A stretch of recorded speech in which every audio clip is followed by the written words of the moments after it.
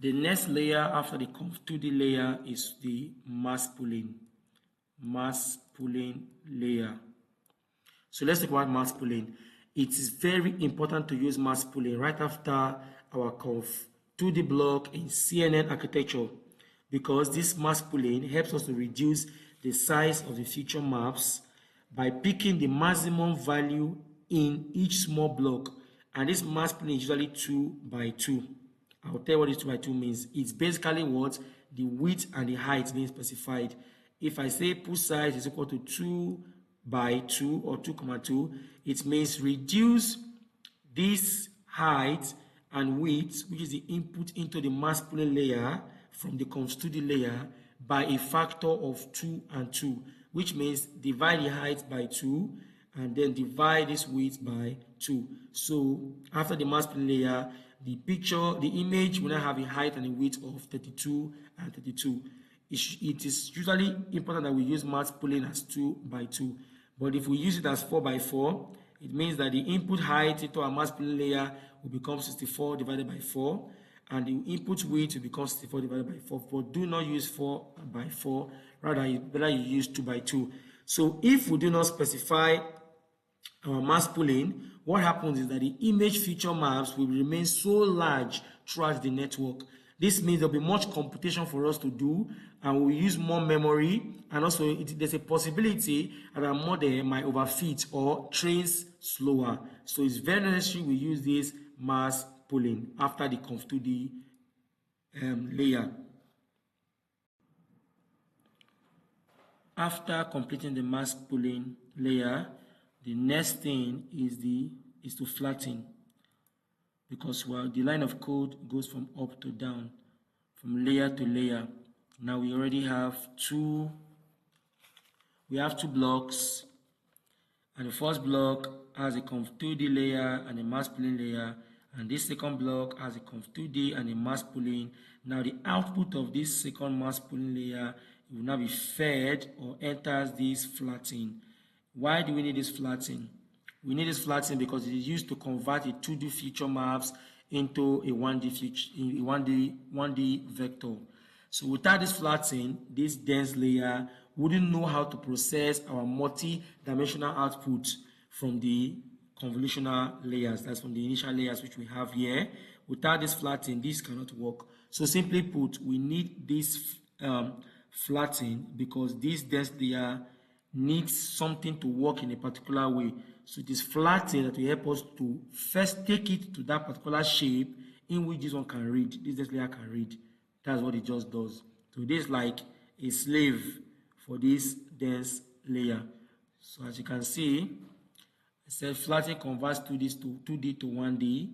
So for example, once we apply flatten, the shape, which maybe the initial shape was the height of 7, a width of 7, and we have 64 as channel. So it now becomes, it multiplies, becomes a 1D. 1D means when you multiply everything, this 3D becomes a 1D, and our dense layer or our final layer only reads 1D.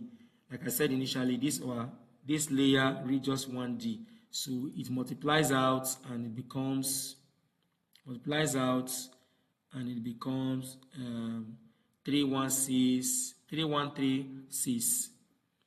So as you can see, the output of our conv2D layer was 3D, right?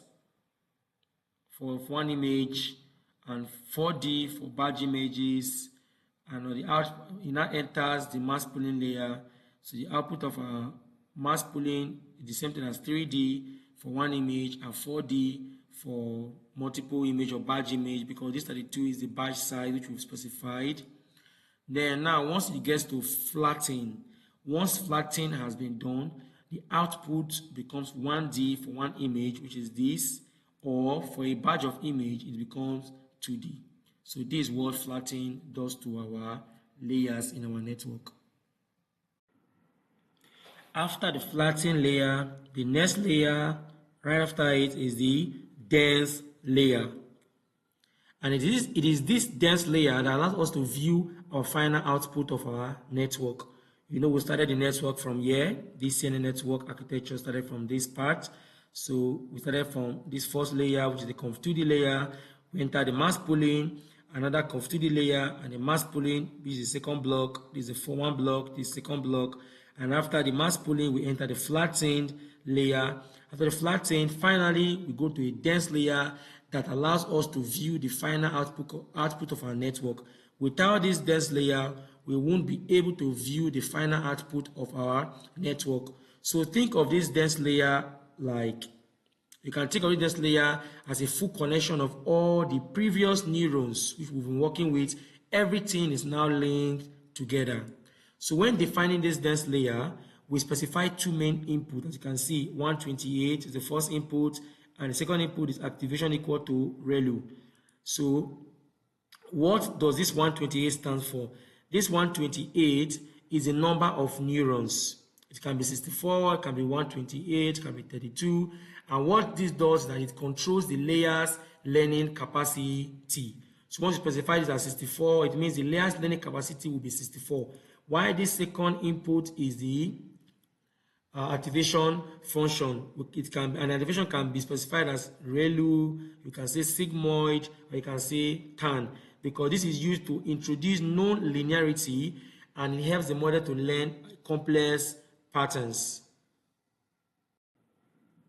Like I said, this 128 is the number of what? Neurons.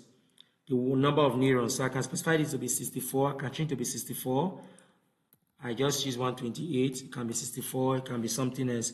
So this, like now I've specified this number of neurons to be 64. What does this mean? What happens when this is 64? It means there are 64 processors.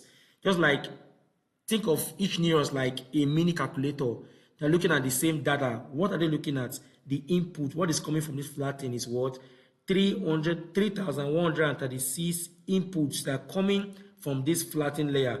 Remember, why is it 3136? Because before it got to flatten layer, it was 3D shaped, it was 7 by 7 by 64. So after I entered this flatten layer, they all multiplied out with 7 times 7 times 64. Now becomes 1D, which is 3136, just one input, right? And there are 3,136 inputs coming into this dense layer. And now I've specified that 64 neurons should process this data. What happens is that the first neuron will take these 3136 inputs, it will apply weights, it will add biases, and after doing that, it will now pass it through this activation, which is ReLU, and to bring an output. The second neurons out of this 64 will do the same process by taking these 3136, apply weights, apply biases, and it will set its own weights. The weight is giving it its own weight, not the weight the first neuron gave to it. Similarly, the third neuron will do the same until it gets to 64th neuron. It will give it its own weight, biases, and bring it and pass it to the activation function, thereby bringing its own output. At this stage, we have completed all the layers. And now we have to compile our model architecture.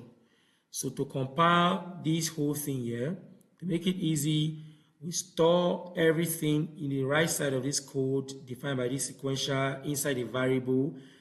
Like I said initially, the variable can be any name. Yeah, I named it model_CNN. You can name it anything, Joshua. You can name it something not really easy. You can name it like CNN models.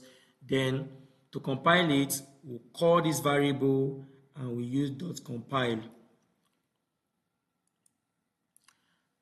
The compile function takes 3 inputs.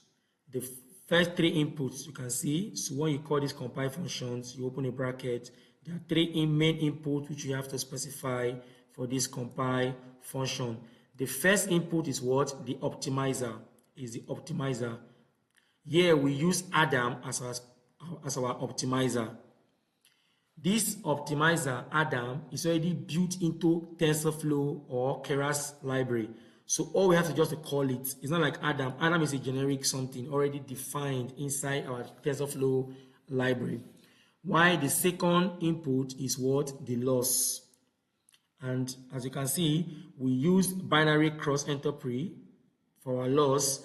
It's also a predefined in our Keras library. And the last or the third here is what?